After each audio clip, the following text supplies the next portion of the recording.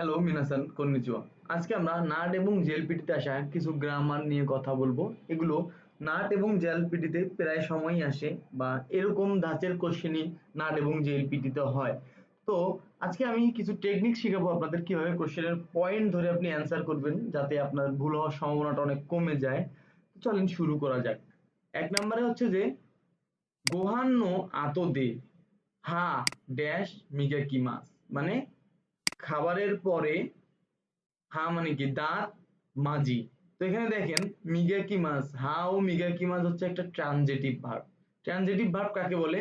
যে কাজটি কোনো ব্যক্তির দ্বারা সম্পন্ন হয়। আপনি যে দাঁত মাজেন এটা কি কোনো ব্যক্তি বলতে কি আপনি কি দাঁত মাজতেছেন না, না এটা অটোমেটিক মাজা হচ্ছে।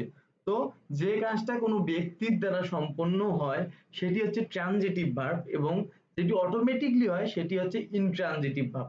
তো আপনারা মনে রাখবেন যে ট্রানজিটিভ যেগুলো ভার্ব আছে, নাউন এবং ট্রানজিটিভের ভার্বের মধ্যে অলওয়েজ ও পার্টিকেল বসে। তো এখানে মিগাকি মান হচ্ছে একটা ট্রানজিটিভ ভার্ব এবং হা হচ্ছে একটা নাউন, তার মাঝখানে গ্যাপটি আছে। তো এখানে কি হবে? ট্রানজিটিভ ভার্ব এবং নাউনের মাঝখানে অলওয়েজ ও পার্টিকেল বসে। আর ইনট্রানজিটিভ ভার্ব এবং নাউনের মাঝে অলওয়েজ গা পার্টিকেল বসে। যেহেতু এটা ট্রানজিটিভ ভার্ব সেহেতু এখানে ও পার্টিকেল বসবে। তো অ্যান্সার হবে ও। গাও হবে না, নিও হবে না, দেও হবে না। দেন ২ নম্বরে আসি। ইউবে কারা গত রাত থেকে ওনাকা ড্যাশ ইতাইদেস। এখানে একটা দেখেন কোশ্চেনের পয়েন্টটা দেখেন। ওনাকা মানে কি? পেট, মানে গত রাত থেকে পেট ব্যথা। ওনাকা মানে কি? পেট। ওনাকা কি একটা নাউন। ইতাই মানে কি? ইতাই মানে কি ব্যথা করতেছে। ইতাই এটা কি? অ্যাডজেক্টিভ।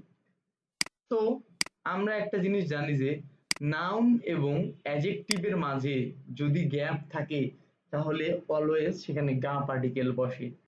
আপনারা সবসময় মনে রাখবেন যে নাউন এবং অ্যাডজেক্টিভের মাঝে অলওয়েজ গা পার্টিকেল বসে। যেহেতু ওনাকা একটা নাউন, ওনাকা মানে পেট, এবং ইত্যাদি একটা অ্যাডজেক্টিভ, তো মাঝখানে গ্যাপ আছে যার কারণে এখানে অ্যান্সার হবে গা পার্টিকেল। ও হবে না, নো হবে না, কাও হবে না অ্যান্সার। দেন আমরা ৩ নাম্বারটাতে আসি। ৩ নাম্বারটা হচ্ছে যে কোতোশি হাজিমেতে হিকৌকি ড্যাশ নরিমাস্তা, মানে কি? বিমানে উঠেছে। এই বছরে প্রথমেই বিমানে উঠেছিল। তো একটা জিনিস এখানে মনে রাখবেন যে নরিমাস্তা আছে এবং হিকৌকি আছে। আপনারা সবসময় মনে রাখবেন যে যানবাহনে চড়ার ক্ষেত্রে নরিমাস মানে কি? চড়া। যানবাহনে চড়ার ক্ষেত্রে অলওয়েজ নি পার্টিকেল বসে এবং যানবাহন থেকে নামার ক্ষেত্রে অলওয়েজ ও পার্টিকেল হয়। তো এখানে আপনার যানবাহনে কি চড়তেছেন বা চড়েছিল বলছে যে নরিমাস্তা, যানবাহনে উঠেছিল, বা হিকৌকি নি নরিমাস্তা মানে বিমানে উঠেছিল। যদি ওরিমাসটা থাকতো তাহলে ও পার্টিকেল হতো, যেহেতু এখানে নরিমাস্তা আছে যার কারণে অ্যান্সার হবে নি পার্টিকেল। সবসময় একটা জিনিস মনে রাখবেন যে যানবাহনে চলার ক্ষেত্রে নি পার্টিকেল ব্যবহৃত হয় এবং যানবাহন থেকে নামার ক্ষেত্রে ও পার্টিকেল ব্যবহার হয়।